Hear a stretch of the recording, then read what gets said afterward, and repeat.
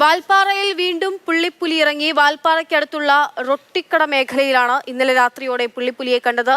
മതിലിന് മുകളിലിരിക്കുന്ന പുള്ളിപ്പുലിയുടെ ദൃശ്യങ്ങൾ വിനോദസഞ്ചാരികൾ പകർത്തുകയായിരുന്നു.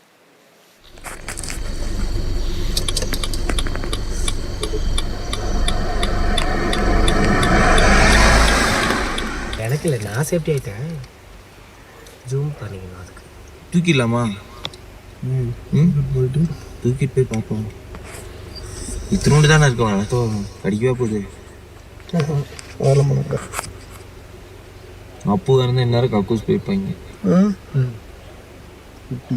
ஆனால் இன்னும் ஓட முடியாமல் இருக்குதோ? இன்னும் கொஞ்சம் முன்னாடி விடுங்க. ஐயோ துள்ளு இருக்கு உயிர் இருக்கு, உயிர் இருக்கு, முடியாம இருக்காட்டு ஒரு மாதிரி இருக்கு.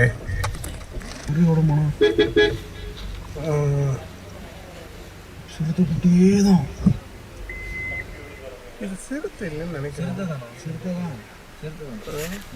വിനയ് ഉണ്ണി വിവരങ്ങളുമായുണ്ട്. വിനയ്, ഇതെവിടെയാണ് ഈ പുള്ളിപ്പുലിയെ കണ്ടത്? ജനസാന്നിധ്യമൊക്കെയുള്ള പ്രദേശത്താണോ? അക്ഷയ, ഈ വാൽപ്പാറയ്ക്ക് സമീപം റൊട്ടിക്കട മേഖലയിലാണ് ഈ പുള്ളിപ്പുലിയെ ഇന്നലെ കണ്ടെത്തിയത്. ഇന്നലെ രാത്രിയോട് കൂടിയായിരുന്നു. ഈ മേഖലയോട് സഞ്ചരിക്കുന്ന വിനോദസഞ്ചാരികളാണ് ആദ്യം പുലിയുടെ സാന്നിധ്യം തിരിച്ചറിഞ്ഞത്. ഈ റൊട്ടിക്കട മേഖലയിൽ തന്നെയുള്ള ചില കടകളുടെ എല്ലാം മതിലിന് മുകളിലായിട്ടായിരുന്നു ഈ പുള്ളിപ്പുലിയുടെ സാന്നിധ്യം. താരതമ്യേന ചെറിയ ഒരു പുലിയാണ്. എന്തായാലും ആ പുലിയെ വിനോദസഞ്ചാരികൾ ക്യാമറയിൽ പകർത്തുകയായിരുന്നു.